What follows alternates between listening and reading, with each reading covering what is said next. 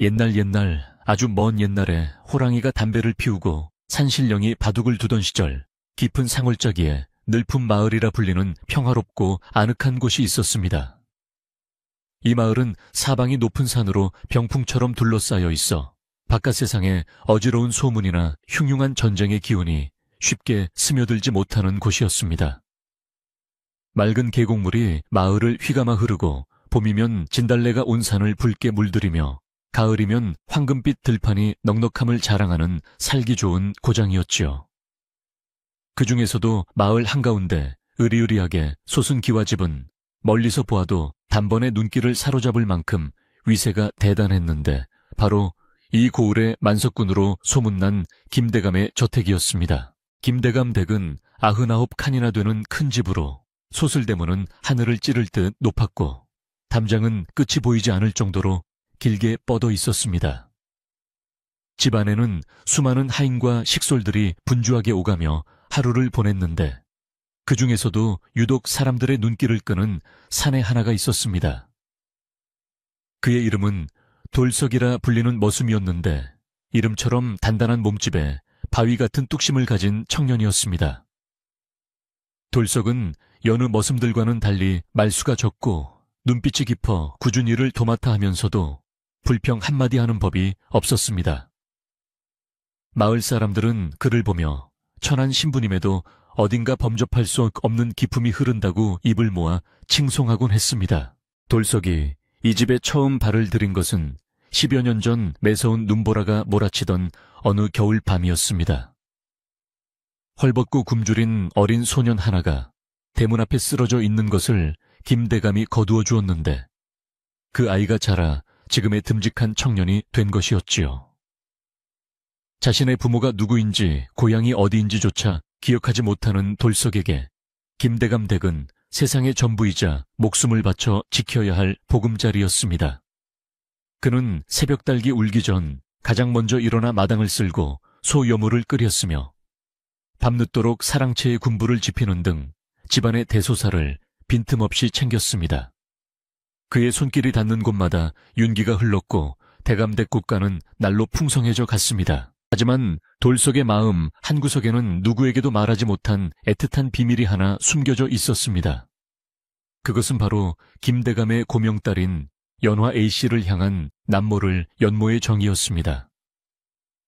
연화 A씨는 마을에서 제일 가는 미인일 뿐만 아니라 마음씨 또한 비단결처럼 고와서 아랫사람들을 하대하는 법이 없고 언제나 따뜻한 말로 위로해주는 분이었습니다. 돌석은 마당을 쓸다가도 A씨가 안채에서 나오는 인기척이 느껴지면 황급히 고개를 숙여 예를 갖추었지만 그의 심장은 방망이질 치듯 거세게 뛰곤 했습니다.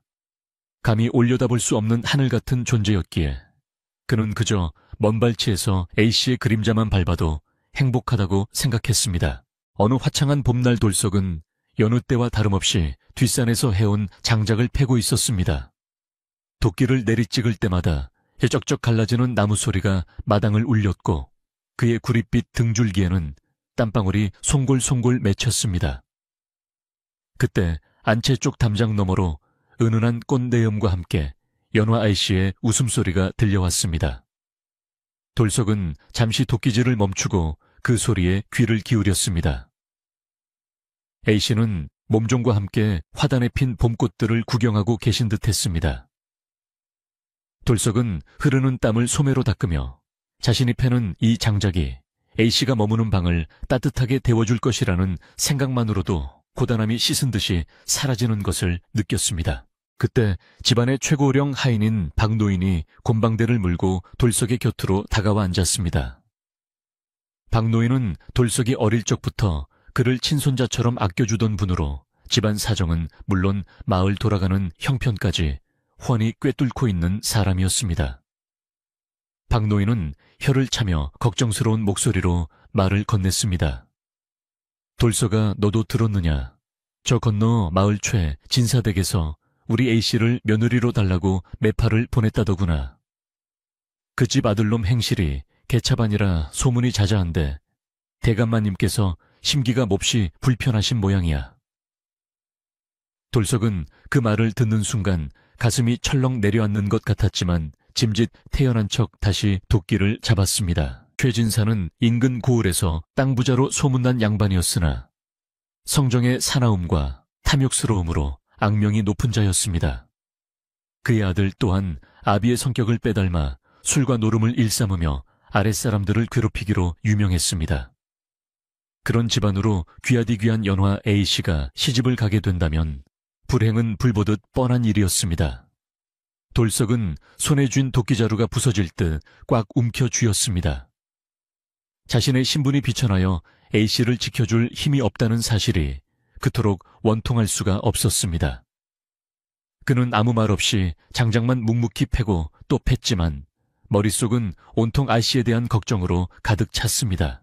그날 밤 돌석은 잠을 이루지 못하고 행랑채 툇마루에 앉아 밤하늘을 올려다보았습니다. 달빛은 유난히 발가마당을 대낮처럼 비추고 있었고 어디선가 소쩍새, 울음소리가 처량하게 들려왔습니다.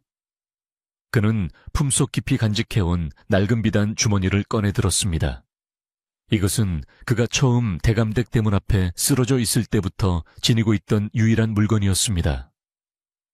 주머니 속에는 반으로 쪼개진 옥패 하나가 들어있었는데 그 문양이 예사롭지 않아 돌석은 남들이 볼세라 꽁꽁 숨겨두고 지냈습니다. 그는 옥패를 만지작거리며 자신이 누구인지 왜 홀로 남겨졌는지에 대한 의문을 수없이 되뇌었지만 대답해줄 이는 아무도 없었습니다. 다음날 아침 집안 분위기가 심상치 않게 돌아갔습니다. 대감마님께서 최진사댁의 혼담을 정중히 거절하셨다는 소식이 들려왔기 때문입니다. 최진사는 자존심이 상한 나머지 길길이 날뛰며 두고 보자고 으름장을 놓았다고 했습니다. 하인들은 삼삼오오 모여 수군거렸고 안채의 분위기 또한 살얼음판을 걷는 듯 조심스러워졌습니다. 하지만 돌석은 오히려 대감마님의 결단에 안도의 한숨을 내쉬었습니다. 적어도 A씨가 그런 흉악한 집안으로 팔려가듯 시집가는 일은 막았으니 다행이라 여겼던 것입니다. 그는 더욱 열심히 일하며 집안을 지키리라 다짐했습니다. 며칠 후 안채 상궁이 돌석을 급히 찾았습니다. 연화 아씨께서 마음의 안정을 찾고 집안의 평안을 빌기 위해 산 너머에 있는 큰 절로 불공을 드리러 가신다는 것이었습니다. 험한 산길을 지나야 하기에 힘세고 믿음직한 돌석이 가마꾼들을 이끌고 호위를 맡아야 한다고 했습니다. 돌석에게는 A씨를 가까이에서 모실 수 있는 더할 나위 없는 기회였지만 한편으로는 최근 초유의 진사댁의 흉흉한 기세가 마음에 걸려 긴장을 늦출 수 없었습니다. 그는 대답 대신 묵묵히 고개를 숙여 명을 받들고는 곧장 마구간으로 가서 채비를 서둘렀습니다. 돌석은 길을 떠나기 전 집신을 단단히 고쳐 신고 만약의 사태에 대비해 튼튼한 몽둥이와 낫을 챙겨 지게에 숨겼습니다. 가마꾼들에게도 절대 한눈을 팔지 말고 발밑을 조심하라고 신신당부했습니다. A씨가 타실 가마는 화려하게 장식되어 있었지만 산길을 오르기에는 다소 무거워 보였습니다. 돌석은 가마의 균형이 잘 맞는지 손잡이는 튼튼한지 꼼꼼하게 점검했습니다. 그의 임에는 벌써 땀방울이 맺혔지만 A씨의 안전이 달린 일이기에 소홀히 할 수 없었습니다. 준비를 마친 행렬이 대문을 나서자 마을 사람들이 나와 아씨의 안녕을 빌며 손을 흔들었습니다. 행렬은 마을을 벗어나 굽이굽이 이어진 산일로 접어들었습니다. 초입은 완만하고 볕이 잘 들어 걷기에 좋았으나 산 중턱으로 갈수록 나무가 울창해지고 길이 험해졌습니다. 돌석은 행렬의 맨 앞에서 길을 트고 때로는 뒤로 가서 처지는 사람이 없는지 살피며 분주하게 움직였습니다. 가마 안의 연화 A씨는 바깥 구경을 하고 싶으신지 가끔 창문을 살짝 열어보곤 하셨는데 그때마다 돌석과 눈이 마주치면 수줍게 미소를 지어 보이셨습니다. 그 미소를 볼 때마다 돌석은 천군만마를 얻은 듯 힘이 솟아올라 무거운 짐도 깃털처럼 가볍게 느껴졌습니다. 산길을 오르던 중 잠시 쉬어가는 시간이 되었습니다. 하인들은 바위에 걸터앉아 땀을 식히고 물을 마셨습니다. 돌석은 A씨가 쉴 수 있도록 깨끗한 천을 나무 그늘 아래 깔아드리고 시원한 계곡물을 떠다 바쳤습니다. A씨는 고맙다 돌석아. 네가 있어 참으로 든든하구나. 라며 고운 목소리로 치하해 주셨습니다. 돌석은 얼굴이 붉어져 고개를 들지 못한 채 당치 않습니다, A씨. 편히 쉬십시오. 라고 겨우 대답했습니다. 그 짧은 대화가 돌석에게는 평생 잊지 못할 달콤한 추억으로 가슴 깊이 새겨졌습니다. 바람에 흔들리는 나무집 소리마저 그들의 대화를 축복하는 듯 했습니다. 다시 길을 재촉하여 깊은 산속으로 들어섰을 때 하늘의 표정이 심상치 않게 변하기 시작했습니다. 맑았던 하늘에 먹구름이 몰려오더니 순식간에 주위가 어두컴컴해졌습니다. 바람도 거칠어져 나뭇가지들이 기괴한 소리를 내며 흔들렸습니다. 경험 많은 박노인이 비가 쏟아질 것 같으니 서둘러야겠다. 라며 재촉했습니다. 돌석은 본능적으로 불길한 예감을 느꼈습니다. 단순히 날씨 탓이 아니라 숲속 어딘가에서 누군가 자신들을 지켜보고 있는 듯한 서늘한 시선이 느껴졌기 때문입니다. 그는 낯을 쥔 손에 힘을 주며 주위를 경계했습니다. 갑자기 숲속에서 부스럭거리는 소리와 함께 새들이 떼를 지어 날아올랐습니다. 가마꾼들이 놀라 멈칫하는 사이 돌석은 재빨리 가마 곁으로 다가가 방어 태세를 취했습니다. 모두 당황하지 말고 자리를 지켜라. 그의 굵직한 목소리가 하인들의 동요를 잠재웠습니다. 그는 짐승인지 사람인지 알 수 없는 인기척을 향해 온 신경을 집중했습니다. 산짐승이라면 쫓아버리면 그만이지만 만약 최진사댁에서 보낸 왈패들이라면 상황은 심각해질 수밖에 없었습니다. 돌석의 등 뒤로 식은땀이 한 줄기 흘러내렸습니다. 그때 덤불 속에서 튀어나온 것은 다름 아닌 거대한 멧돼지 한 마리였습니다. 굶주린 듯 눈이 붉게 충혈된 멧돼지는 거친 숨을 몰아쉬며 가마 쪽을 노려보고 있었습니다. 하인들은 비명을 지르며 뿔뿔이 흩어졌고 가마꾼들마저 혼비백산하여 가마를 내려놓고 도망치려 했습니다. 멈춰라, 가마를 버리면 안 된다. 돌석이 고함을 쳤지만 공포에 질린 사람들의 귀에는 아무것도 들리지 않는 듯 했습니다. 연화 A씨의 겁에 질린 비명소리가 가마 안에서 터져 나왔습니다. 돌석은 망설임 없이 멧돼지의 앞을 가로막고 섰습니다. 멧돼지는 발을 구르며 돌석을 향해 무섭게 돌진해 왔습니다. 그 육중한 몸집과 날카로운 엄니는 보기만 해도 오금이 저릴 정도로 위협적이었습니다. 하지만 돌석은 물러서지 않았습니다. 그는 낯을 든 손을 높이 치켜들고 멧돼지의 움직임을 노려보았습니다. 찰나의 순간 돌석은 몸을 비틀어 멧돼지의 공격을 피함과 동시에 놈의 옆구리를 향해 낯을 휘둘렀습니다. 그러나 멧돼지의 가죽이 워낙 두꺼워 낯은 튕겨나가고 말았고 충격으로 돌석은 바닥에 나뒹굴었습니다.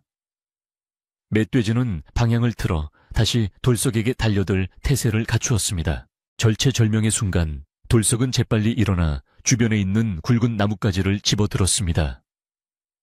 무기가 없는 상황에서 멧돼지와 맞서 싸우는 것은 무모한 짓이었지만 뒤에는 지켜야 할 아씨가 있었습니다. 이놈 나를 먼저 쓰러뜨려야 할 것이다. 돌석이 우렁차게 소리치며 멧돼지의 시선을 끌었습니다. 멧돼지가 다시 돌진해 오는 순간 돌석은 있는 힘껏 나뭇가지를 휘둘러 놈의 미간을 가격했습니다. 퍽 하는 소리와 함께 멧돼지가 비틀거렸지만 녀석의 야성은 더욱 거세졌습니다. 돌석은 숨이 턱까지 차올랐지만 결코 물러설 수 없었습니다. 한편 가마 안에 있던 연화 A씨는 바들바들 떨며 틈새로 밖을 내다보고 있었습니다. 하인들은 모두 도망가고 홀로 남은 돌석이 목숨을 걸고 짐승과 싸우는 모습을 보자 두려움보다는 그에 대한 미안함과 걱정이 앞섰습니다. 돌석아 조심해라. 제발 다치지 말거라. A씨는 마음속으로 간절히 기도했습니다. 돌석은 온몸이 흙투성이가 되고 옷이 찢겨 나갔지만 그의 눈빛만은 형형하게 빛나고 있었습니다. 그는 멧돼지가 주춤하는 틈을 타 품속에 숨겨두었던 작은 단도를 꺼내 들었습니다. 이것은 아버지가 남겨주신 유품은 아니었으나 산행을 위해 몰래 챙겨둔 마지막 무기였습니다. 다시 한번 멧돼지가 달려들자 돌석은 이번에는 피하지 않고 정면으로 맞섰습니다. 놈이 가까이 왔을 때 그는 몸을 날려 멧돼지의 목덜미에 올라타 단도를 꽂았습니다. 짐승은 끔찍한 비명을 지르며 날뛰었고 돌석은 튕겨나가지 않으려 안간힘을 썼습니다.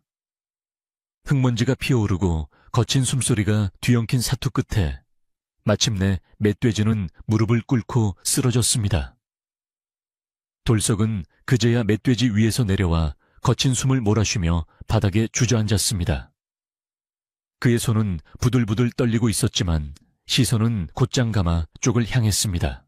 도망갔던 하인들이 하나둘 머뭇거리며 돌아왔을 때 그들은 눈앞의 광경을 믿을 수 없다는 듯 입을 다물지 못했습니다. 거대한 멧돼지가 쓰러져 있고 그 옆에 피투성이가 된 돌석이 가마를 지키고 서 있었기 때문입니다. 가마 문을 열고 나온 연화 A씨는 창백해진 얼굴로 돌석에게 다가왔습니다. 돌석아 괜찮으냐? 나 때문에 네가 이리도. A씨는 말을 잇지 못하고 눈물을 글썽였습니다. 돌석은 황급히 옷매무새를 다듬으며 고개를 숙였습니다. A씨, 놀라게 해드려 송구합니다. 다치신 곳은 없으십니까? 저는 괜찮습니다. 그의 목소리는 여전히 듬직하고 차분했습니다. 이 사건은 삽시간에 하인들의 입을 통해 마을 전체로 퍼져나갔습니다. 돌석이 맨손으로 멧돼지를 때려잡아 아씨를 구했다는 이야기는 부풀려져 영웅담이 되었습니다. 김대감은 돌석을 불러 크게 치하하고 비단과 쌀을 상으로 내렸습니다. 그리고 그날 이후 대감댁 식구들이 돌석을 대하는 눈빛이 달라졌습니다. 단순히 힘센 머슴이 아니라 집안의 은인이자 믿음직한 사내로 인정받게 된 것입니다. 하지만 돌석은 으스대기는커녕 전보다 더욱 겸손하게 행동하며 묵묵히 자신의 일에만 전념했습니다. 그의 이러한 태도는 A씨의 마음을 더욱 흔들어 놓았습니다. 그러나 호사다마라고 했던가요? 좋은 일에는 막아 끼기 마련이었습니다. 돌석의 명성이 높아질수록 그를 시기하고 질투하는 시선 또한 생겨났습니다. 특히 혼담을 거절당해 앙심을 품고 있던 최진사 댁에서는 이 소식을 듣고 더욱 분개했습니다.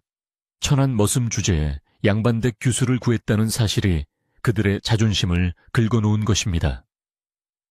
최진사의 아들은 술상머리에서 주먹을 내리치며 그놈의 머슴놈 내 가만두지 않겠다. 감히 내 앞길을 막아 라며 이를 갈았습니다. 마을에는 곧 닥쳐올 시련을 예고하듯 때 아닌 찬바람이 횡하니 불어 닥쳤습니다. 소문은 발이 없어도 천리를 간다 하더니 돌석이 멧돼지를 때려잡고 아씨를 구한 무용담은 삽시간에 고개를 넘어 이웃 마을까지 퍼져나갔습니다. 장터의 주막에 모인 사람들은 막걸리 사발을 기울이며 침이 마르도록 돌석의 용맹함을 칭송했습니다. 그 순둥이 같던 돌석이가 호랑이 기운을 숨기고 있었을 줄 누가 알았겠나. 사람들은 마치 자신이 본 것처럼 눈을 크게 뜨고 이야기꽃을 피웠습니다. 개 중에는 돌석이 사실 전생에 나라를 구한 장수였을 것이라며 너스레를 떠는 이도 있었고 김대감 댁은 머슴 하나 잘 두어 집안이 흥할 것이라며 부러워하는 이들도 있었습니다. 이런 소문은 김대감의 귀에도 들어가 흐뭇한 미소를 짓게 만들었지만 동시에 어두운 그림자 또한 조용히 불러들이고 있었습니다. 하지만 세상 일이라는 것이 빛이 강하면 그림자도 짙어지는 법이라 돌석을 향한 칭찬이 높아질수록 그를 시기하는 검은 마음들도 독버섯처럼 피어났습니다. 그 중심에는 바로 김대감 댁과의 혼담을 거절당해 앙심을 품고 있던 최진사댁 아들 최도령이 있었습니다. 최도령은 장터에서 사람들이 돌석을 치켜쓰는 소리를 들을 때마다 속이 뒤틀려 견딜 수가 없었습니다. 천한 상놈 주제에 감히 내 앞길을 막고 사람들의 입에 오르내리다니. 그는 술에 취해 주막의 상을 뒤엎으며 행패를 부리기 일쑤였고 그의 비뚤어진 눈빛은 점점 더 위험한 흉계를 꾸미기 시작했습니다. 최도령은 자신의 신복이자 강요하기로 소문난 하인 칠성이를 은밀히 불렀습니다. 칠성이는 주인의 비위를 맞추며 온갖 나쁜 짓을 도맡아 하는 자로 마을 사람들 사이에서도 평판이 좋지 않은 위인이었습니다. 최도령은 엽전 꾸러미를 칠성이에게 던져주며 낮게 속삭였습니다. 내 그 꼴사나운 돌석놈을 그냥 두고 볼 수가 없다. 놈이 다시는 고개를 쳐들고 다니지 못하도록 무슨 수를 써서라도 흠집을 내야겠다. 그리고 김대감 댁에도 망신살이 뻗치게 만들어야 내 속이 좀 풀리겠구나. 칠성이는 탐욕스러운 눈빛으로 돈을 챙기며 비열한 웃음을 흘렸습니다. 염려 마십시오, 도련님. 사람 하나 바보 만드는 건 제게 식은 죽 먹기나 다름없습니다. 그날 이후 마을에는 이상한 소문이 안개처럼 스멀스멀 퍼지기 시작했습니다. 처음에는 그저 돌석이 아씨를 구할 때 너무 가까이 붙어 있었던 것 아니냐 하는 정도의 가벼운 수군거림이었습니다. 하지만 이 소문은 사람들의 입을 거치며 점점 더 악의적으로 부풀려졌습니다. 글쎄, 그놈이 A씨를 구한답시고 껴안고 뒹굴었다지 뭐야.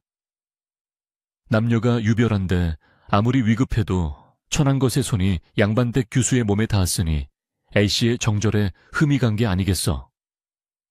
이런 터무니없는 헛소문들은 주로 우물가나 빨래터 주막 등 사람들이 많이 모이는 곳에서 은밀하게 그러나 빠르게 퍼져나갔습니다. 이 흉흉한 소문은 마침내 김대감 댁담장을 넘어 집안 식구들의 귀에까지 들어갔습니다. 처음에는 하인들끼리 쉬쉬하며 숨겼으나 눈치 빠른 상궁이 이를 알게 되었고 결국 안채의 마님과 김대감까지 알게 되었습니다. 김대감은 어허 누가 그런 고얀 헛소문을 퍼뜨리고 다니느냐 하며 대노했지만 한번 퍼진 말은 주워 담을 수가 없었습니다. 집안 분위기는 순식간에 찬물을 끼얹은 듯 가라앉았고 사람들은 서로 눈치를 보며 말을 아꼈습니다. 특히 멧돼지 사건 이후 영웅 대접을 받던 돌석을 바라보는 시선에도 미묘한 변화가 생기기 시작했습니다. 칭찬하던 입들은 다물어졌고 의심 어린 눈초리가 그 자리를 대신했습니다. 돌석은 자신을 둘러싼 이 더러운 소문을 듣고 억장이 무너지는 것 같았습니다. 자신이 목숨을 걸고 지킨 것은 A씨의 목숨뿐만 아니라 그분의 고귀한 존엄이기도 했습니다. 그런데 그것이 오히려 A씨를 욕보이는 구설수가 되어 돌아오니 돌석은 분통이 터져 밤잠을 이룰 수가 없었습니다. 그는 아무도 없는 뒷산에 올라가 바위를 주먹으로 치며 울분을 토했습니다. 내가 천하다 하여 내 진심까지 천하게 매도당하는구나. 그의 주먹에서 붉은 피가 배어 나왔지만 가슴속의 상처에 비하면 아무것도 아니었습니다. 그는 자신의 미천한 신분이 이토록 원망스러웠던 적이 없었습니다. 연화의 씨 또한 괴롭게는 마찬가지였습니다. 자신을 구해준 생명의 은인이 터무니없는 모함을 받고 있다는 사실에 가슴이 미어지는 듯 했습니다. A씨는 방 안에 틀어박혀 식음을 전폐하고 눈물로 밤을 지새웠습니다. 돌석이는 오직 충심으로 나를 구했을 뿐인데 세상 인심이 어찌 이리도 야박하단 말인가. A씨는 아버지인 김대감에게 돌석의 결백함을 호소했지만 대감으로서도 뜬 소문을 잡을 뾰족한 수가 없어 난감해야 할 뿐이었습니다. A씨는 창문 너머로 마당을 쓸고 있는 돌석의 뒷모습을 볼 때마다 죄책감과 연민으로 마음이 아려왔습니다. 그러던 어느 날 집안의 묘한 일들이 연이어 터지기 시작했습니다. 멀쩡하던 외양간의 소가 갑자기 거품을 물고 쓰러지는가 하면 곳간에 쌓아둔 쌀가마니가 쥐들이 파먹은 듯 훼손되어 있는 일이 발생했습니다. 또한 우물가에 누군가 오물을 투척해 놓아 며칠 동안 물을 길어 먹지 못하는 사태까지 벌어졌습니다. 이는 단순한 불운이 아니라 누군가가 고의로 저지른 지심이 분명했습니다. 하인들은 터가 안 좋다, 귀신의 장난이다 라며 불안에 떨었고 김대감의 미간 주름은 날로 깊어졌습니다. 돌석은 이 모든 일이 자신을 겨냥한 것임을 직감적으로 느낄 수 있었습니다. 돌석은 밤마다 잠을 자지 않고 집안 곳곳을 순찰했습니다. 누군가 침입하여 해코지를 하는 것이 분명하다고 생각했기 때문입니다. 그는 어둠 속에서 눈을 부릅뜨고 담장 너머의 기척을 살폈습니다. 바람소리 하나, 낙엽 구르는 소리 하나에도 신경이 곤두섰습니다. 그러던 중 달이 구름에 가려 칠흑같이 어두운 밤, 돌석은 뒤뜰 담장을 넘으려는 검은 그림자를 발견했습니다. 누구냐? 돌석이 벼락같이 소리치며 달려들자 그림자는 화들짝 놀라 담장 밖으로 달아났습니다. 돌석이 쫓아가 보았지만 놈은 이미 어둠 속으로 사라진 뒤였고 바닥에는 칠성이가 즐겨 신던 것과 비슷한 집신 한 짝만이 덩그러니 놓여 있었습니다. 날이 밝자 돌석은 박노인을 찾아가 간밤의 일을 털어놓았습니다. 박노인은 곤방대를 뻐끔거리며 돌석의 이야기를 듣고는 깊은 한숨을 내쉬었습니다. 돌석아, 이건 예사일이 아니다. 서쪽에서 불어오는 바람이 심상치 않구나. 최 진사댁에서 작정을 하고 덤비는 개야. 박노인은 돌석의 어깨를 두드리며 낳지만 단호한 목소리로 조언했습니다. 지금은 섣불리 나서지 마라. 네가 억울하다고 소리쳐봤자 저들은 너를 미친가에 취급하며 더 큰 올가미를 씌울 것이다. 이럴 때일수록 바위처럼 무겁게 버텨야 한다. 진실은 언젠가 드러나게 되어 있으니 부디 경거망동하지 말고 때를 기다려라. 박노인의 말은 돌석의 뜨거운 머리를 차갑게 식혀주었습니다. 그는 분노를 억누르고 다시 묵묵히 자신의 자리로 돌아갔습니다. 하지만 최도령 일당의 괴롭힘은 멈추지 않았습니다. 장터에 심부름을 나간 돌석의 길을 막고 시비를 거는 일도 잦아졌습니다. 어느 날 돌석이 쌀을 사서 돌아오는 길에 칠성이와 건달들이 길목을 막아섰습니다. 어이 아씨를 껴안아 본 기분이 어떠냐? 천한 놈이 호강을 했으니 밥값은 해야지. 그들은 입에 담지 못할 더러운 말로 돌석을 조롱하며 낄낄거렸습니다. 돌석이 쥔 주먹이 부들부들 떨렸지만 그는 박노인의 말을 떠올리며 입을 굳게 다물었습니다. 비켜라. 대감마님의 심부름 중이다. 돌석이 낮게 으르렁거렸습니다. 그러자 칠성이는 비웃으며 돌석의 짐을 발로 걷어찼습니다. 쌀자루가 터져 하얀 쌀알이 흙바닥에 쏟아졌습니다. 이런 칠칠 맞은 놈을 보았나. 대감댁 곡식을 이리 함부로 다루다니. 건달들은 적반하장으로 돌석을 몰아세웠습니다. 돌석의 눈에서 불꽃이 튀었습니다. 당장이라도 달려들어 놈들의 뼈를 추리고 싶었으나 여기서 싸움이 나면 모든 허물이 자신에게 덮어 씌워질 것임을 알기에 참아야만 했습니다. 그는 말없이 흩어진 쌀을 주워 담았습니다. 그 처연한 뒷모습에 지나가던 행인들도 혀를 차며 안타까워했습니다. 집으로 돌아온 돌석은 터진 쌀자루를 보며 남몰래 눈물을 훔쳤습니다. 쌀이 아까워서가 아니라 힘이 있으면서도 힘을 쓸 수 없는 자신의 처지가 너무나 비참했기 때문입니다. 그날 저녁 연화 A씨가 몰래 부엌으로 찾아왔습니다. A씨는 돌석의 상처난 손을 보고 놀라 자신의 비단 손수건을 꺼내어 감싸주었습니다. 미안하다 돌석아. 나 때문에 네가 이런 수모를 겪는구나. A씨의 눈에서 맑은 눈물이 뚝뚝 떨어져 돌석의 거친 손등을 적셨습니다. 돌석은 황급히 손을 빼려 했지만 아씨는 그의 손을 놓지 않았습니다. 따뜻한 온기가 손끝을 타고 전해지자 돌석의 얼어붙은 마음도 조금씩 녹아내렸습니다. 아씨, 저는 괜찮습니다. 이 정도 일로 쓰러질 돌석이가 아닙니다. 부디 아씨께서는 심려치 마십시오. 돌석은 애써 웃어 보이며 A씨를 안심시켰습니다. 그러나 A씨는 알고 있었습니다.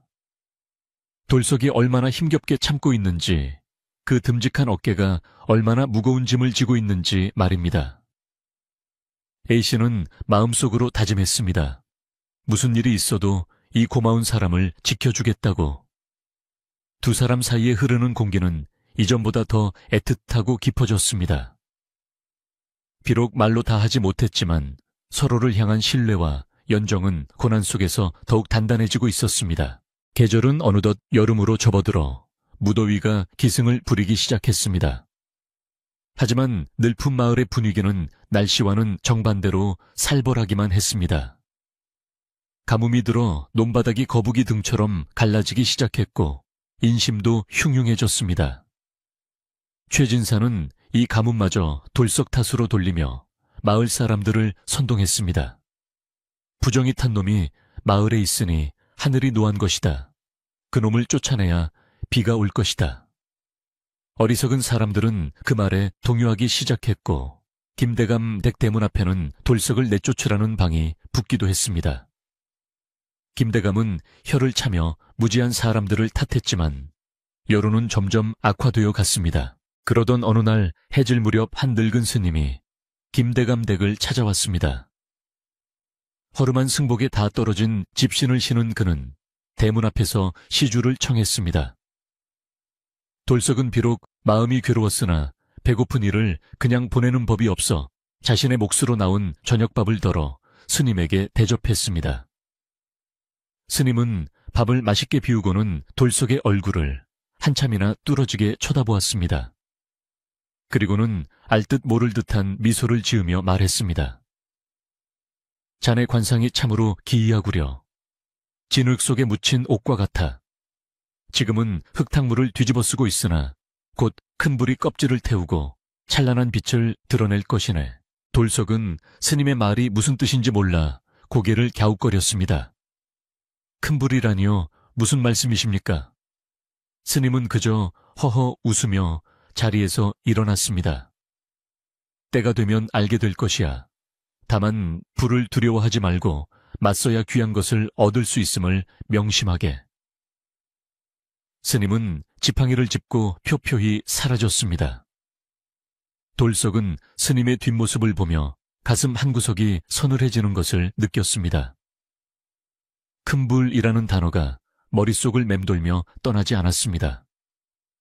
그것이 앞으로 닥쳐올 거대한 재앙을 예고하는 것인지 아니면 새로운 운명의 시작을 알리는 것인지 알 수 없었지만 무언가 큰일이 다가오고 있음은 분명했습니다. 최도령과 칠성이는 이제 소문과 괴롭힘만으로는 성에 차지 않았습니다.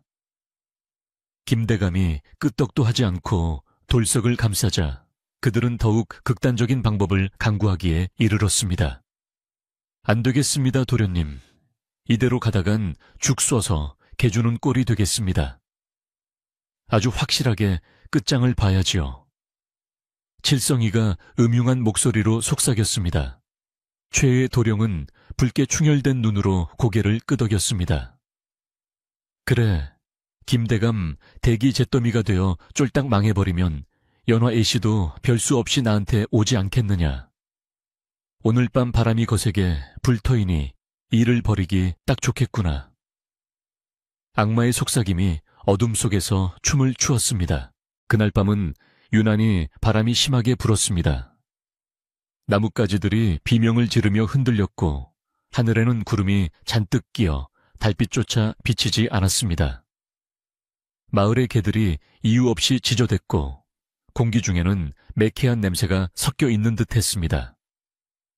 돌석은 스님의 말을 떠올리며 잠자리에 들지 못하고 마루에 나와 앉아 있었습니다. 가슴이 답답하고 불안하여 견딜 수가 없었습니다. 그는 무심코 안채 쪽을 바라보았습니다. 연화의 씨가 잠들어 있을 그곳은 칠흑 같은 어둠 속에 잠겨 고요하기만 했습니다. 별일 없겠지, 별일 없을 거야. 그는 스스로를 위로하며 애써 불안감을 떨쳐내려 했습니다. 하지만 그의 예감은 틀리지 않았습니다. 자정이 넘은 시각 대문 밖에서 수상한 그림자들이 움직이는 것이 포착되었습니다. 그들은 얼굴에 복면을 하고 손에는 기름통과 횃불을 들고 있었습니다. 칠성이와 그가 매수한 왈패들이었습니다.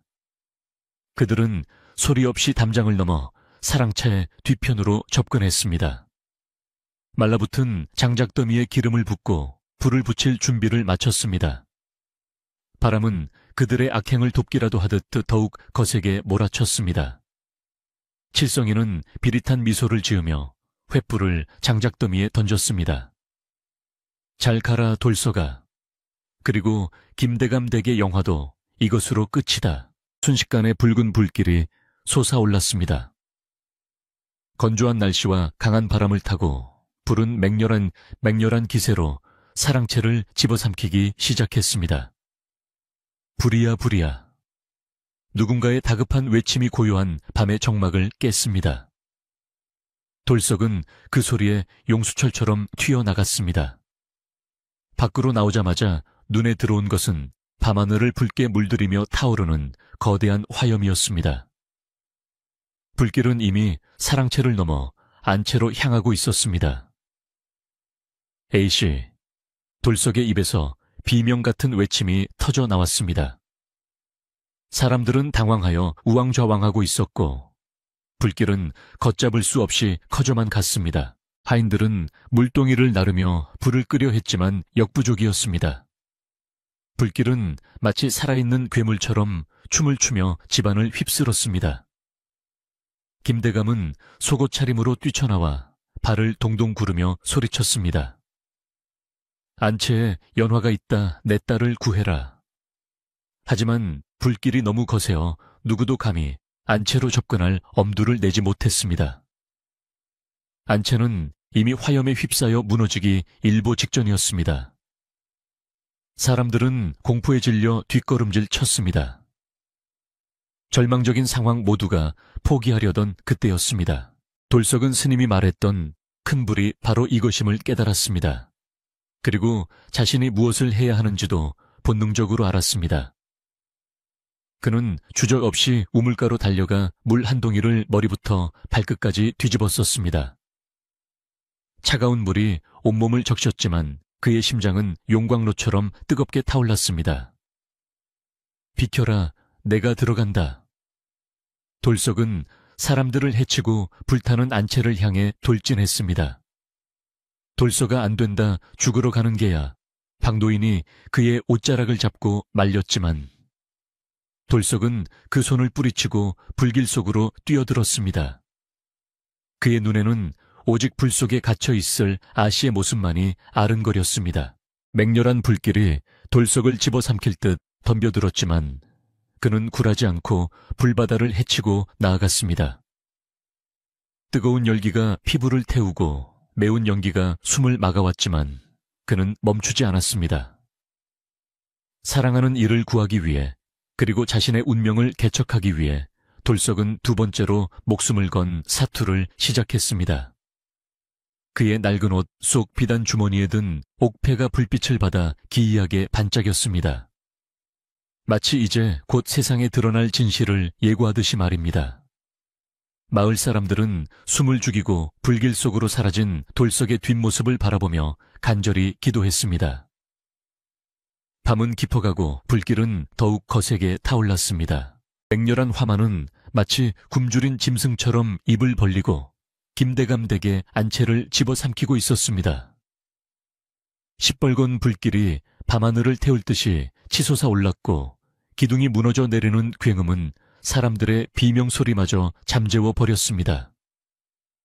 돌석은 물에 젖은 옷자락에서 김이 모락모락 피어오르는 것을 느끼며 불바다 속으로 한 발 한 발 내디뎠습니다. 숨을 쉴 때마다 뜨거운 열기가 폐부 깊숙이 파고들어 목구멍이 타들어가는 듯한 고통을 느꼈지만 그는 멈출 수가 없었습니다. 오직 연화 A씨가 갇혀있을 안방을 향해 앞을 가로막는 불타는 석가래를 맨손으로 치워내며 나아갔습니다. 그의 눈썹과 머리카락이 그을리고 피부가 벌겋게 익어갔지만 A씨를 구하겠다는 일념 하나가 그를 움직이는 유일한 힘이었습니다. 안방문 앞에 다다랐을 때 이미 문지방은 불길에 휩싸여 형체를 알아보기 힘들 정도였습니다. 돌석은 어깨로 문을 거세게 들이받았습니다. 쿵 하는 소리와 함께 불타던 문짝이 안으로 떨어져 나갔고 방 안가득 차 있던 검은 연기가 훅 하고 쏟아져 나왔습니다. A씨 계십니까? 돌석은 연기를 해치며 방바닥을 더듬었습니다. 매캐한 연기 때문에 앞이 거의 보이지 않았고 눈에서는 눈물이 하염없이 흘러내렸습니다. 그때 방구석 병풍 뒤에서 희미한 기침소리가 들려왔습니다. 돌석은 그 소리를 따라 기어가 쓰러져 있는 연화 A씨를 발견했습니다. A씨는 연기를 많이 마신 듯 정신을 잃고 축 늘어져 있었습니다. 돌석은 재빨리 자신의 젖은 겉옷을 벗어 A씨의 얼굴과 몸을 감쌌습니다. 그리고 A씨를 번쩍 안아들고는 들어왔던 문을 향해 뛰기 시작했습니다. 하지만 이미 천장의 대들보가 금방이라도 무너져 내릴 듯 위태롭게 기울어져 있었습니다. 조금만 버티십시오, A씨. 제가 반드시 살려드리겠습니다. 돌석은 A씨를 품에 꼭 안고 불길이 그나마 약한 쪽을 찾아 몸을 날렸습니다. 그 순간 등 뒤에서 우지끈하는 소리와 함께 거대한 대들보가 무너져 내렸고 불똥이 소나기처럼 쏟아져 내렸습니다. 돌석은 온몸으로 A씨를 보호하며 불길 속을 뚫고 마당으로 뛰쳐나왔습니다. 마당에 있던 사람들은 불길 속에서 튀어나온 돌석의 모습을 보고 환호성을 질렀습니다. 나왔다, 돌석이가 A씨를 구해에서 나왔다. 김대감은 버선발로 뛰어와 딸의 생사를 확인했습니다. 돌석은 안전한 곳에 A씨를 조심스럽게 내려놓고는 그 자리에 털썩 주저앉았습니다. 긴장이 풀리자 온몸의 힘이 빠져나가고 극심한 고통이 밀려왔습니다. 그의 등과 팔은 화상으로 엉망이 되어 있었고 숨 쉴 때마다 가슴이 찢어지는 듯 아팠습니다. 하지만 의식을 되찾은 A씨가 돌석아 하고 가냘픈 목소리로 부르는 소리를 듣자 그는 고통조차 잊고 안도의 미소를 지을 수 있었습니다. 그런데 A씨를 내려놓는 과정에서 돌석의 품속 깊이 숨겨져 있던 낡은 비단 주머니가 불에 그을려 찢어지면서 그 안에 있던 물건이 바닥으로 떨어졌습니다. 챙그랑 하는 맑고 청아한 소리가 소란스러운 마당에 울려 퍼졌습니다. 사람들의 시선이 자연스럽게 그곳으로 쏠렸습니다. 바닥에 떨어진 것은 반쪽짜리 옥패였는데 불빛을 받아 영롱한 푸른빛을 발하고 있었습니다. 그 옥패에는 평범한 양반가에서도 보기 힘든 정교한 용의 문양이 새겨져 있어 보는 이로 하여금 단번에 귀한 물건임을 알게 했습니다. 김대감은 딸을 살피다 말고 그 옥패를 보고는 눈을 크게 떴습니다. 이것은 예사 물건이 아니구나. 돌석아, 네가 어찌하여 이런 귀한 옥패를 지니고 있느냐. 김대감의 떨리는 목소리에 돌석은 당황하여 황급히 옥패를 주워 감추려 했습니다. 하지만 이미 많은 사람이 그 빛나는 옥패를 목격한 뒤였습니다. 마을 사람들은 웅성거리기 시작했습니다. 저게 뭐지? 머슴이 가질 물건이 아닌 것 같은데. 혹시 훔친 물건 아니야? 사람들의 의심 어린 눈초리가 다시 돌석에게 꽂혔습니다. 돌석은 입을 꾹 다물었습니다. 지금 이 상황에서 출생의 비밀을 밝힌들 누가 믿어줄 것이며 오히려 도둑으로 몰릴 것이 뻔했기 때문입니다. 그때 불이 꺼진 사랑채 뒤쪽을 살피던 박 노인이 무언가를 들고 다급하게 뛰어왔습니다. 대감마님, 이것 좀 보십시오. 누군가 고의로 불을 지른 게 분명합니다. 박 노인의 손에는 기름 냄새가 진동하는 헝겊 뭉치와 타담한 횃불 자루가 들려 있었습니다. 김대감의 얼굴이 불그락푸르락 변했습니다. 단순한 실수가 아니라 누군가가 아기를 품고 집에 불을 질렀다는 사실이 명백해졌기 때문입니다. 어떤 천벌을 받을 놈이 이런 짓을 했단 말이냐. 김대감의 호통소리가 새벽 공기를 갈랐습니다. 현장에 있던 하인들과 마을 사람들은 공포와 분노로 술렁거렸습니다. 바로 그 시각 초의 진사와 그의 아들 최도령이 하인들을 거느리고 요란하게 등장했습니다. 그들은 마치 불이 났다는 소식을 듣고 급히 달려온 것처럼 가장했지만 그들의 눈빛에는 교활한 웃음기가 서려 있었습니다. 아이고, 이게 웬 날벼락입니까? 대감집이 이 꼴이 되다니 쯧쯧. 최의 진사는 혀를 차며 위로하는 척했지만 속으로는 잿더미가 된 집을 보며 쾌재를 부르고 있었습니다. 최 도령은 한술 더 떠 찢어진 옷을 입고 앉아있는 돌석을 가리키며 소리쳤습니다. 보아하니 이놈이 수상하구나. 아까 저놈 품에서 옥패가 떨어지는 걸 내 똑똑히 보았다. 주인집 물건을 훔치려다가 들킬까봐 불을 지른 게 아니냐. 최 도령의 터무니없는 모함의 돌석은 피가 거꾸로 솟는 것 같았습니다. 무슨 억지 말씀을 하십니까? 저는 A씨를 구하기 위해 뛰어들었을 뿐입니다. 돌석이 항변했지만 최 도령은 콧방귀를 뀌며 사람들을 선동했습니다. 흥천한 머슴놈이 옥패 같은 귀물을 어디서 구했겠느냐. 필시 도둑질한 것이 분명하다. 그리고 그 죄를 덮으려 집에 불을 지르고 A씨를 구하는 척 연극을 하여 영웅 노릇까지 하려 했던 게야. 그의 그럴듯한 거짓말에 귀가 얇은 마을 사람들은 다시 동요하기 시작했습니다. 그러고 보니 말이 되네. 머슴이 옥패가 있을 리가 없지. 여기저기서 수군거리는 소리가 들려왔습니다. 상황은 점점 돌석에게 불리하게 돌아갔습니다. A씨를 2번이나 구한 생명의 은인이 하루아침에 방화범이자 도둑으로 몰리게 된 것입니다. 연화 A씨가 나서서 아닙니다. 돌석이는 그런 사람이 아닙니다. 라고 울부짖었지만 최진사는 A씨께서는 너무 순진하여 저놈의 속임수에 넘어가신 겁니다. 라며 A씨의 말을 가로막았습니다.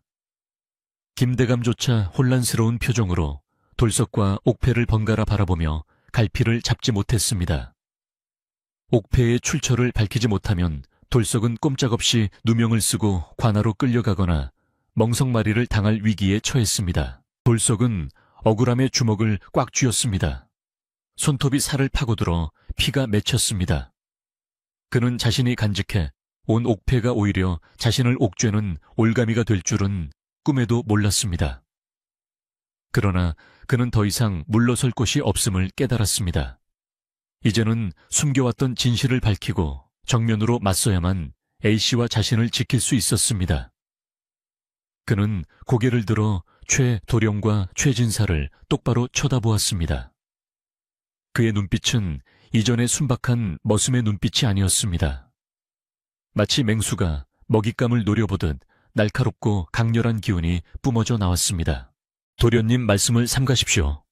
이 옥패는 훔친 것이 아니라 제 어릴 적부터 지니고 있던 정표입니다. 돌석이 낮고 굵은 목소리로 말했습니다. 그의 목소리에는 설명할 수 없는 위엄이 서려 있어 좌중을 압도했습니다. 최 도령은 순간 흠칫했지만 곧이어 비웃음을 터뜨렸습니다. 하하하하, 지나가는 개가 웃겠구나. 근본도 없는 고아놈이 정표는 무슨 정표냐. 어디서 주워들은 건 있어가지고 양반 흉내를 내느냐. 최 도령의 하인 칠성이도 옆에서 거들며 깐죽거렸습니다. 맞습니다요. 제 눈으로 똑똑히 봤습니다. 저놈이 평소에도 대감마님 방을 기웃거리며 수상하게 굴었습니다요. 그때 돌석은 박노인이 들고 있던 기름 묻은 헝겊 뭉치를 가리키며 말했습니다. 그렇다면 묻겠습니다. 저 헝겊 조각은 칠성이가 평소에 두르고 다니던 허리띠청과 똑같은 무늬인데 어찌하여 저것이 불타는 현장에서 발견되었습니까? 돌석의 예리한 지적에 칠성이의 얼굴이 사색이 되었습니다. 사람들의 시선이 칠성이의 허리춤으로 향했습니다. 과연 칠성이의 허리띠는 평소와 달리 300근으로 대충 묶여 있었고 헝겊 조각의 무늬는 칠성이가 즐겨 입던 옷감과 일치했습니다. 이건 내 것이 아니란께. 칠성이가 말을 더듬으며 뒷걸음질 쳤습니다. 최의 진사가 당황하여 칠성이를 흘겨보았지만 이미 엎질러진 물이었습니다. 돌석은 기세를 몰아 더욱 강하게 밀어붙였습니다. 그리고 지난번 담장을 넘다 도망친 자가 흘리고 간 집신 한 짝도 제가 보관하고 있습니다. 그 집신의 크기와 칠성이 4발 크기를 대보면 금방 알 수 있을 것이다. 돌석의 논리, 정연한 추궁에 마을 사람들의 분위기가 반전되었습니다. 그러고 보니 칠성이가 며칠 전부터 기름을 구하러 다닌다는 소리를 들었는데 최 진사댁에서 김대감 댁을 망하게 하려고 꾸민 짓 아니야. 사람들은 웅성거리며 최 진사 부자를 의심하기 시작했습니다. 궁지에 몰린 최 진사는 얼굴이 붉어지며 고래고래 소리를 질렀습니다. 이놈들이 감히 양반을 능멸하려 드느냐. 저놈은 도둑이고 방화범이다. 당장 저놈을 포박하여 관하로 넘겨라. 최 진사가 하인들에게 명령을 내리자 덩치 큰 왈패들이 몽둥이를 들고 돌석에게 다가왔습니다. 김대감 댁 하인들이 막아보려 했지만 수적으로 열세였습니다. 돌석은 부상당한 몸으로 힘겹게 일어섰습니다. 비록 몸은 만신창이가 되었지만 그의 기백만은 꺾이지 않았습니다. 그는 옥패를 가슴에 품고 최후의 항전을 준비했습니다. A씨를 지키기 위해서라면 이 한 목숨 바쳐도 아깝지 않다고 생각했습니다. 그 절체절명의 순간 멀리서 닭 울음소리와 함께 또랑또랑한 목탁 소리가 들려왔습니다. 나무아미탑을 관세음보살. 새벽 안개를 뚫고 한 스님이 대문 안으로 걸어 들어왔습니다. 지난번 돌석에게 큰 불을 예언했던 바로 그 노수님이었습니다. 스님의 등장은 묘한 긴장감을 불러일으켰습니다. 소란스럽던 장내가 찬물을 끼얹은 듯 조용해졌습니다. 스님은 왈패들 사이를 유유히 지나 돌석의 앞으로 다가왔습니다. 그리고는 돌석의 손에 들린 옥패를 지그시 바라보며 입을 열었습니다. 허허허, 결국 불이 껍질을 태우고 옥이 세상에 나왔구나. 스님은 김대감을 향해 합장하며 정중히 말했습니다. 대감, 이 젊은이의 말을 믿으셔야 합니다. 이 옥패는 훔친 물건이 아닙니다. 이것은 20년 전 영모의 누명을 쓰고 억울하게 돌아가신 강 장군님께서 갓 태어난 아들에게 남기신 유일한 증표입니다. 스님의 충격적인 발언에 마당에 있던 모든 사람이 숨을 멈췄습니다. 강 장군이라니 그는 한때 나라를 구한 영웅이었으나 간신들의 모함으로 멸문지화를 당한 비운의 인물이 아니던가. 김대감의 눈이 휘둥그레졌습니다. 스님, 그게 정말입니까? 그렇다면 돌석이가, 아니, 이 아이가 강 장군의 핏줄이란 말입니까? 최 진사는 코웃음을 쳤습니다. 저 땡중이 미쳤구나. 어디서 굴러먹던 땡중을 데려와 사기를 치느냐. 강 장군의 자손은 그때 모두 죽었다고 나라에서 공표했다. 하지만 스님은 조금도 동요하지 않고 품에서 낡은 서찰 하나를 꺼내 보였습니다. 이것은 강 장군께서 돌아가시기 직전 유모에게 아이를 맡기며 남기신 친필 서찰입니다. 그리고 이 옥패의 나머지 반쪽은 제가 보관하고 있었습니다. 스님이 주머니에서 또 다른 반쪽 옥패를 꺼내어 돌석의 것과 맞추자 두 조각은 한치의 오차도 없이 딱 들어맞으며 하나의 완벽한 용문양을 완성했습니다. 그 순간 옥패에서 신비로운 광채가 뿜어져 나오는 듯 했습니다. 증거는 너무나 명백했습니다. 칠흑 같은 어둠 속에서 드러난 진실은 찬란하게 빛났습니다. 돌석은 떨리는 손으로 완성된 옥패를 받아들었습니다. 자신이 그토록 궁금해했던 출생의 비밀이 부모님의 흔적이 바로 이 작은 돌덩이 안에 담겨 있었던 것입니다. 그는 옥패를 가슴에 끌어안고 하염없이 눈물을 흘렸습니다. 아버지, 어머니, 그의 입에서 처음으로 불러보는 이름이 흘러나왔습니다. 연화 A씨도 감격하여 눈물을 훔쳤고 김대감은 망연자실한 표정으로 돌석을 바라보았습니다.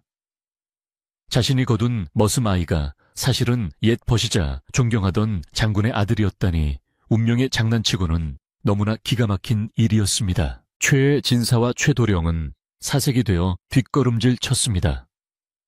강 장군의 억울함은 후대 왕에 의해 밝혀져 신원이 복원되었고 그의 유일한 혈육이 살아있다면 나라에서 큰 상을 내릴 것이 분명했기 때문입니다. 게다가 그 귀한 자손을 모함하고 지배불까지 질렀으니 그들의 죄는 멸문지화를 면치 못할 중죄였습니다. 이건 말도 안 돼. 저 땡중이 가짜를 가져온 거야. 도령이 발악하며 스님에게 달려들려 했지만 이제 마을 사람들의 눈빛은 완전히 달라져 있었습니다. 돌석을 바라보는 시선에는 경외심이, 최의 진사부자를 바라보는 시선에는 분노와 경멸이 가득 찼습니다. 김대감은 떨리는 목소리지만 단호하게 하인들에게 명했습니다. 여봐라, 당장 저 방화범 칠성이와 소란을 피운 자들을 붙잡아라. 그리고 관에 파발을 띄워 이 모든 사실을 알리도록 하라. 대감의 명령이 떨어지자 머슴들과 마을 청년들이 우르르 달려들어 칠성이와 왈패들을 제압했습니다.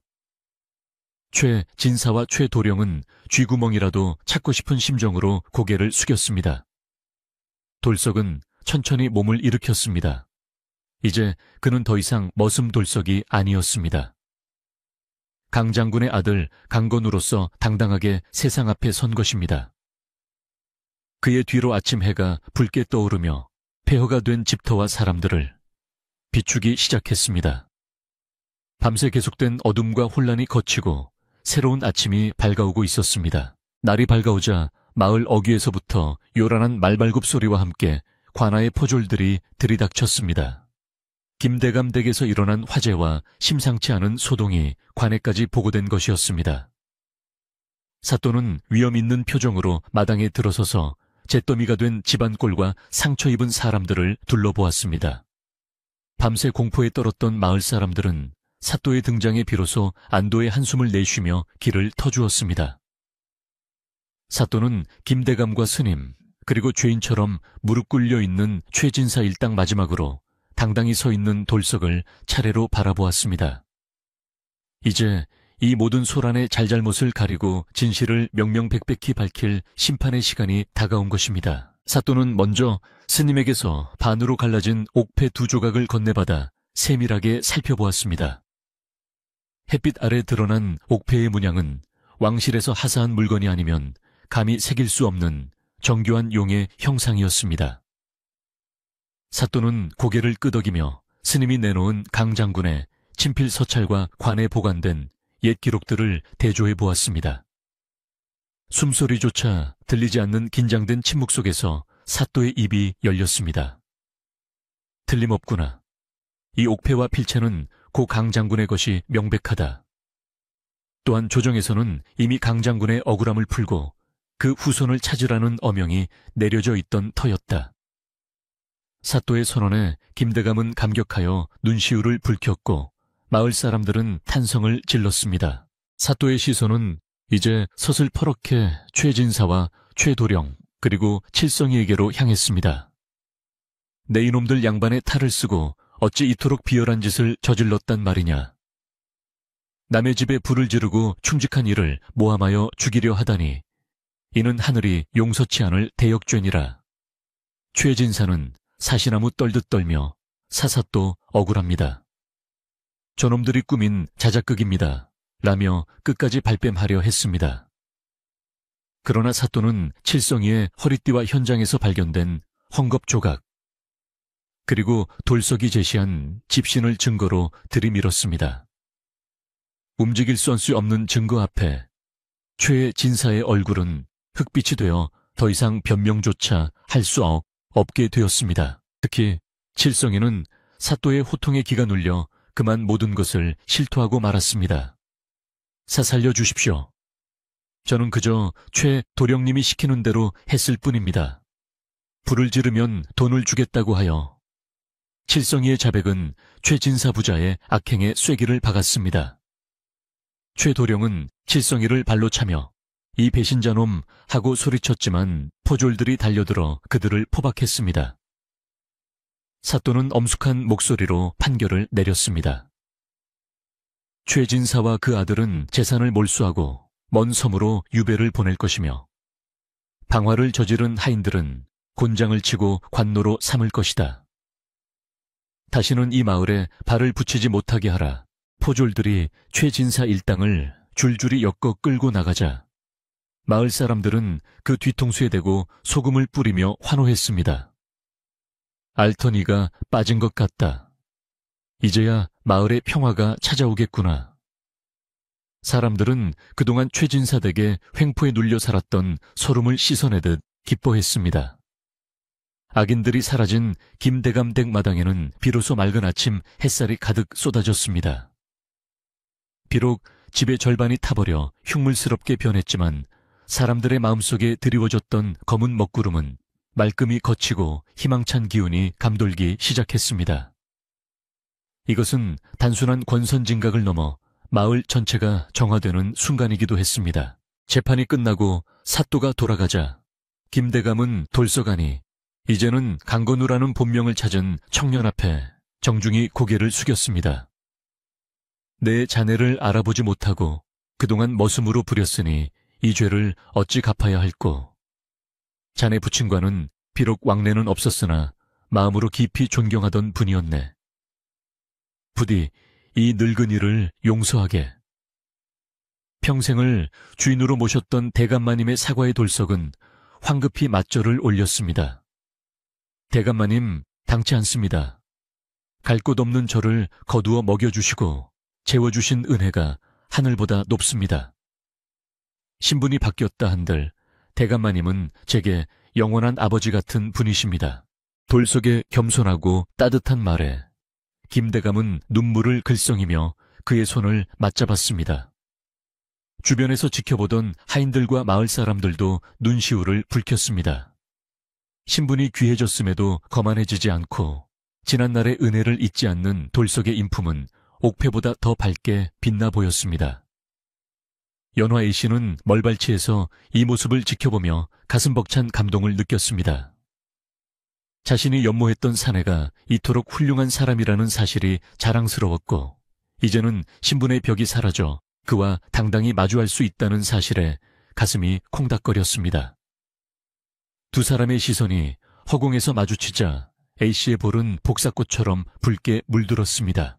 이제 남은 과제는 불타버린 집을 복구하는 일이었습니다. 안채와 사랑채가 크게 소실되어 당장 지낼 곳이 마땅치 않았습니다. 하지만 김대감 댁의 불행을 자신의 일처럼 여기는 마을 사람들이 팔을 걷어붙이고 나섰습니다. 우리 마을의 은인인 돌석 도령과 대감마님 댁 일인데 우리가 가만히 있을 수 있나. 이장 어른의 선창에 따라 마을 장정들은 너나 할 것 없이 연장을 챙겨들고 모여들었습니다. 부녀자들은 밥을 짓고 새참을 준비하며 일손을 보탰습니다. 잿더미가 된 집터는 금세 활기찬 재건의 현장으로 변했습니다. 돌석은 비단옷을 입고 뒷짐을 지고 있을 수도 있었지만 그러지 않았습니다. 그는 화려한 비단옷을 마다하고 예전처럼 편한 무명옷으로 갈아입은 뒤 누구보다 앞장서서 그을린 기둥을 나르고 기왓장을 치웠습니다. 도령님, 이러시면 안 됩니다. 저희가 할 테니 쉬고 계십시오. 하인들이 만류했지만 돌석은 땀방울을 닦으며 환하게 웃었습니다. 내 집을 짓는 일인데 어찌 뒷짐만 지고 있겠는가. 함께 땀 흘려야 새 집에도 전기 드는 법일세. 그의 솔선수범에 사람들은 더욱 신이 나서 일했고 공사 현장에는 노동요가 울려 퍼졌습니다. 불에 탄 목재들이 치워지고 새 나무 향기가 나는 기둥들이 하나둘 세워지기 시작했습니다. 마을 목수들은 자신의 집을 짓는 것보다 더 정성을 들여 대패질을 했고 솜씨 좋은 미장이들은 흙을 꼼꼼하게 발랐습니다. 돌석은 힘쓰는 일은 도맡아 하면서도 틈틈이 다친 사람은 없는지 새참은 넉넉한지 살피며 현장을 지휘했습니다. 그 모습은 영락없는 대장부의 기상이 서려 있어 사람들은 역시 장군의 핏줄은 다르다며 혀를 내둘렀습니다. 돌석의 리더십 덕분에 집 짓는 속도는 놀라울 정도로 빨랐고 흉터 같았던 화재 현장은 점차 새로운 보금자리로 탈바꿈해 갔습니다. 한편 연화 A씨는 안차의 뒤뜰의 임시 거처에서 일하는 사람들을 위해 시원한 식혜와 다과를 준비했습니다. A씨는 바쁘게 움직이는 돌석의 모습을 훔쳐보며 남몰래 행복한 미소를 지었습니다. 예전에는 그저 바라보는 것만으로도 죄가 될까 두려워했으나 이제는 당당하게 그를 챙길 수 있게 된 것이 꿈만 같았습니다. A씨가 직접 쟁반을 들고 돌석에게 다가가자 일하던 사람들이 짓궂게 놀려댔습니다. 어이구, 우리 도령님 목마르실까봐 아씨께서 직접 오셨네. 꿀물보다 더 달달하겠구먼. 돌석과 A씨는 얼굴이 빨개졌지만 서로를 바라보는 눈빛에서는 꿀이 뚝뚝 떨어졌습니다. 돌석은 A씨가 건네준 식혜를 단숨에 들이켜고는 고맙습니다, A씨. 덕분에 힘이 납니다. 라고 말했습니다. A씨는 수줍게 웃으며 손수건으로 돌석의 이마에 맺힌 땀을 닦아주었습니다. 너무 무리하지 마세요. 다치신 곳은 좀 어떠신지요? A씨의 걱정. 어린 물음에 돌석은 씩씩하게 팔을 돌려 보였습니다. 보십시오. A씨의 정성 덕분에 다 나았습니다. 이 정도는 거뜬합니다. 두 사람의 다정한 모습은 보는 이들의 마음까지 훈훈하게 만들었고 고된 노동의 피로를 잊게 하는 청량제와 같았습니다. 마을 사람들은 두 사람의 앞날을 마음속으로 깊이 축복했습니다. 해가 뉘엿뉘엿 저물어가고 어느덧 지붕의 뼈대가 완성되었습니다. 사람들은 마당에 멍석을 깔고 둘러앉아 저녁을 먹었습니다. 메뉴는 비록 거창하지 않은 국밥과 나물 반찬이었지만 함께 땀 흘린 뒤에 먹는 밥맛은 꿀맛이었습니다. 김대감은 막걸리 잔을 높이 들고 건배를 제의했습니다. 오늘 여러분의 노고 덕분에 우리 집이 다시 일어설 수 있게 되었네. 이 은혜는 결코 잊지 않겠네. 자, 모두 듭시다. 마을 사람들은 대감마님 만세돌석 도령 만세를 외치며 잔을 부딪혔습니다.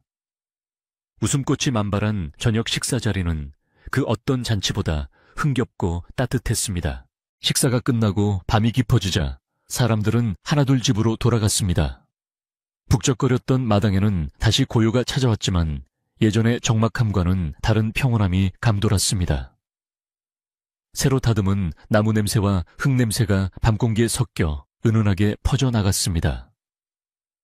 돌석은 툇마루에 앉아 반쯤 지어진 집을 바라보았습니다. 불과 며칠 전까지만 해도 모든 것을 잃을 뻔했던 절망적인 상황이었지만 이제는 전화위복이 되어 더 튼튼하고 아름다운 집이 지어지고 있었습니다. 그는 인생사 사옹지마라는 말을 실감하며 곁에 있는 소중한 사람들을 지킬 수 있게 된 것에 깊이 감사했습니다. 그때 박노인이 다가와 돌석의 옆에 앉았습니다. 허허 도령님, 이제 진짜 주인이 되실 날도 머지않았습니다 그려. 박노인은 흐뭇한 표정으로 곰방대를 두드렸습니다. 돌석은 쑥스러운 듯 머리를 긁적였습니다. 박 영감님, 저를 자꾸 도령님이라 부르지 마시고 예전처럼 그냥 돌석이라 불러주십시오. 저는 그게 더 편합니다. 그러자 박노인은 정색하며 고개를 저었습니다. 아닙니다. 핏줄은 속일 수 없는 법. 그리고 이제 곧 A씨와 혼인을 하시면 이 집의 바깥 주인이 되실 텐데 위계는 확실히 해야지요. 박노인의 말에 돌석은 얼굴을 붉히면서도 싫지 않은 기색이었습니다. 김대감은 사랑채에 앉아 밤하늘에 달을 올려다보며 생각에 잠겼습니다. 그는 딸 연화와 돌석 안이 강건우의 혼사를 서둘러야겠다고 마음먹었습니다. 두 아이가 서로를 아끼는 마음이 지극하고 건우의 됨됨이 또한 나무랄 데가 없으니 더 이상 미룰 이유가 없었습니다. 게다가 건우는 명문가의 후손이니 가문끼리의 결합으로도 부족함이 없었습니다. 김대감은 내일날이 밝는 대로 길이를 택하여 혼례 준비를 시작하리라 다짐했습니다. 그의 입계는 흐뭇한 미소가 떠나지 않았습니다. 지난밤의 악몽은 사라지고 행복한 꿈이 현실로 다가오고 있었습니다. 밤바람이 부드럽게 불어와 돌석의 옷자락을 흔들었습니다. 그는 품속에서 다시 옥패를 꺼내 달빛에 비추어 보았습니다. 온전하게 하나가 된 옥패는 은은한 빛을 발하며 그에게 용기를 북돋아 주는 듯 했습니다. 아버지 어머니, 이제야 부끄럽지 않은 아들이 되었습니다. 부디 하늘에서 지켜봐 주십시오. 이 집과 연화 A씨, 그리고 저를 믿어주는 사람들을 위해 평생을 바쳐 살아가겠습니다. 돌석은 마음속으로 굳게 맹세했습니다. 마당 한구석에 피어난 채송화들이 달빛을 머금고 그를 향해 고개를 끄덕이는 것만 같았습니다. 이제 마을은 다시 평화를 되찾았습니다. 최애 진사댁의 횡포도 사라졌고 흉흉했던 소문도 봄눈 녹듯 사라졌습니다. 대신 그 자리에는 강장군의 아들이 돌아왔다는 영웅담과 곧 있을 대감댁의 경사에 대한 기대감이 채워졌습니다. 마을 사람들은 삼삼오오 모이면 돌석과 연화 아씨의 혼례 이야기를 하며 즐거워했습니다. 늘품 마을은 이름처럼 앞날이 넉넉하고 희망찬 기운으로 가득 찼습니다. 고단했던 하루를 마감하고 잠자리에 드는 사람들의 얼굴에는 편안한 미소가 머물렀습니다. 돌석은 잠자리에 들기 전 임시로 마련된 A씨의 방 쪽을 향해 조용히 작별 인사를 건넸습니다. A씨, 고단하셨을 텐데 부디 편안한 밤 되십시오. 내일은 더 밝은 해가 뜰 것입니다.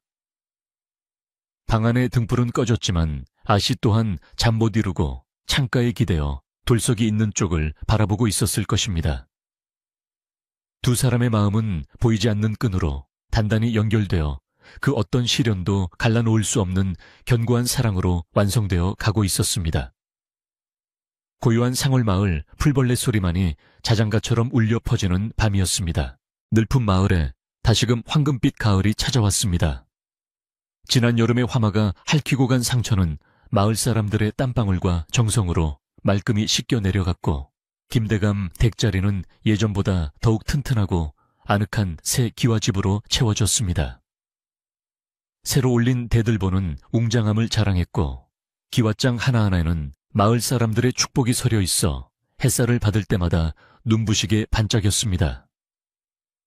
돌석안이 이제는 강건우라는 어엿한 이름을 되찾은 그는 완성된 집을 바라보며 감개무량한 표정을 지었습니다. 머슴으로 살며 마당을 쓸던 그곳이 이제는 자신이 평생을 지키고 가꾸어야 할 보금자리가 된 것입니다. 드디어 마을 전체가 기다리던 경사스러운 날이 밝았습니다.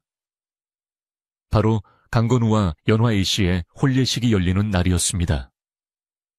아침 일찍부터 대감댁 마당은 잔치를 준비하는 손길들로 분주했습니다. 고소한 전부치는 냄새와 떡을 찌는 구수한 향기가 담장을 넘어온 마을에 진동했고 아이들은 색동옷을 입고 신이 나서 여기저기 뛰어다녔습니다. 마을 사람들은 저마다 정성껏 마련한 선물을 들고 대감댁으로 모여들었습니다. 최진사일당이 사라진 후 처음으로 열리는 큰 잔치였기에 사람들의 얼굴에는 근심 대신 환한 웃음꽃이 만발했습니다. 사모간대를 차려입은 건우의 모습은 그야말로 헌헌장부였습니다. 훤칠한 키에 다부진 어깨, 그리고 무엇보다 깊고 그윽한 눈빛은 보는 이들로 하여금 절로 감탄을 자아내게 했습니다. 그는 더 이상 주눅든 머슴이 아니라 고귀한 혈통을 이어받은 당당한 새 신랑이었습니다. 연지곤지를 찍고 족두리를 쓴 연화 아씨 또한 천상에서 내려온 선녀처럼 고아서 하객들은 입을 모아 선남 선녀가 따로 없다며 칭찬을 아끼지 않았습니다. 두 사람이 대례청에 마주서서 서로에게 절을 올릴 때 마당의 늙은 감나무조차 기뻐서 가지를 흔드는 듯했습니다. 혼례상은 온갖 산의 진미로 가득 채워졌습니다. 살이 통통하게 오른 닭과 싱싱한 문어, 알록달록한 송편과 갖가지 과일들이 상다리가 휘어질 만큼 차려졌습니다. 건우는 기러기 한 쌍을 전한상에 올리며 평생 A씨만을 사랑하고 지켜주겠노라고 굳게 맹세했습니다. A씨 또한 수줍은 미소로 건우의 눈을 바라보며 그 맹세를 가슴 깊이 새겼습니다. 두 사람의 맹세는 화려한 언변이 아닌 서로의 생명을 구하며 쌓아온 신뢰와 희생 위에 세워진 것이기에 그 어떤 보석보다 단단하고 빛났습니다. 마을 사람들은 국수 그릇을 비우며 두 사람의 앞날에 축복의 덕담을 쏟아냈습니다. 혼례가 끝나고 며칠 뒤 한양조정에서 칙사가 내려왔습니다. 강장군의 억울함이 풀리고 그의 아들이 살아있다는 소식을 들은 임금님께서 건우에게 벼슬을 내리고 한양으로 부르신 것이었습니다. 김대감은 가문의 영광이라며 기뻐했지만 건우의 생각은 달랐습니다. 그는 정중하게 칙사에게 절을 올리며 말했습니다. 전하의 성은이 하해와 같사오나 소인은 벼슬길에 나아가기보다 이곳 늘품 마을에 남아 선친의 뜻을 기리고 저를 키워준 분들과 함께 살고 싶습니다. 칙사는 건우의 굳은 의지와 효심에 감복하여 빈손으로 돌아갔지만 그 뒷모습은 그 어느 때보다 가벼워 보였습니다. 건우는 약속대로 마을에 남아 대감댁의 안살림과 바깥일을 도맡아 처리했습니다. 그는 자신이 머슴으로 살았던 시절의 고단함을 잊지 않았기에 아랫사람들을 대할 때 결코 함부로 하는 법이 없었습니다. 소장농들의 소장료를 대폭 낮춰주고 흉년이 들면 곡간을 열어 배고픈 이들을 구휼했습니다. 곡간은 곡식을 쌓아두기 위함이 아니라 사람을 살리기 위해 존재하는 것이다. 이것이 건우가 집안을 다스리는 철학이었습니다. 그의 덕망 높은 행동에 마을 사람들은 그를 강대감이라 높여 부르며 진심으로 존경하고 따랐습니다. 연화의 씨, 아니 이제는 안주인이 된 연화 부인 또한 남편을 도와 내주에 힘썼습니다. 그녀는 솜씨 좋은 바느질로 마을 노인들의 옷을 지어주었고 그를 모르는 아이들을 불러 모아 천자문을 가르쳤습니다. 부부는 저녁이면 사랑채에 마주 앉아 마을의 대소사를 의논했는데 그 모습이 어찌나 다정하고 지혜로운지 늘 웃음소리가 끊이지 않았습니다. 두 사람 사이에는 앙증맞은 아이들도 태어나 집안은 더욱 활기가 넘쳤습니다. 아이들은 아버지의 용맹함과 어머니의 인자함을 물려받아 씩씩하고 바르게 자라났습니다. 세월은 유수와 같이 흘러 어느덧 건우와 연화 부인의 머리에도 하얀 서리가 내렸습니다. 어느 눈 내리는 겨울밤 노부부는 따뜻한 아랫목에 앉아 군밤을 까먹으며 도란도란 이야기를 나누고 있었습니다. 방 안에는 화로의 숯불이 은은하게 타오르며 훈훈한 온기를 더해주었고 창호지 문 너머로는 사락사락 눈 쌓이는 소리가 정겹게 들려왔습니다. 건우는 장롱 깊은 곳에서 비단 주머니를 꺼내 들었습니다. 그 안에는 여전히 영롱한 빛을 잃지 않은 옥패가 들어 있었습니다. 임자 이 옥패를 볼 때마다 지난날이 주마등처럼 스쳐 지나가오. 멧돼지와 싸우던 날, 불길 속으로 뛰어들던 날, 그때는 정말 죽는 줄만 알았는데 말이오. 건우가 회상에 잠겨 말하자 연화 부인은 고운 주름이 진 손으로 남편의 손을 따뜻하게 감싸 쥐었습니다. 그때 영감께서 저를 구해주지 않으셨다면 지금의 이 행복도 없었겠지요. 당신은 제 목숨을 2번이나 구해주신 생명의 은인이자 평생의 벗이십니다. 두 사람은 서로를 바라보며 잔잔한 미소를 지었습니다. 그 눈빛 속에는 수십 년의 세월을 함께 건너온 깊은 사랑과 신뢰가 고스란히 담겨 있었습니다. 할아버님, 할머님, 옛날 이야기 좀 해주세요. 그때 사랑채 문이 벌컥 열리며 손자, 손녀들이 우르르 몰려들어왔습니다. 아이들은 이불 속으로 파고들며 초롱초롱한 눈망울로 노부부를 졸랐습니다. 건우는 허허 웃으며 손주들을 무릎에 앉혔습니다. 그래. 오늘은 무슨 이야기를 해줄까? 호랑이 잡은 이야기, 아니면 도깨비 혼내준 이야기. 아이들은 입을 모아 소리쳤습니다. 할아버지가 할머니 구해준 이야기요. 불 속에서 얍하고 날아오른 거요. 건우와 연화 부인은 마주보고 웃음을 터뜨렸습니다. 건우는 아이들의 머리를 쓰다듬으며 나지막하고 부드러운 목소리로 이야기를 시작했습니다. 옛날 아주 먼 옛날에 산골 마을에 힘센 머슴 하나가 살았단다. 그의 목소리는 겨울밤의 화로처럼 따뜻하고 구수해서 듣는 사람들의 마음을 편안하게 어루만져 주었습니다. 아이들은 어느새 하나둘 하품을 하더니 할아버지의 품에 기대어 새근새근 잠이 들었습니다. 방 안 가득한 평온함과 사랑의 온기 속에 밤은 깊어만 갔습니다. 창밖에는 한방눈이 소복이 쌓여 온 세상을 하얗고 포근하게 덮어주고 있었습니다. 김대감댁, 아니 강대감댁의 굴뚝에서는 새벽녘까지 하얀 연기가 피어올랐습니다. 그것은 단순히 밥을 짓는 연기가 아니라 성실하게 살아온 사람들이 피워올린 행복의 증거였습니다.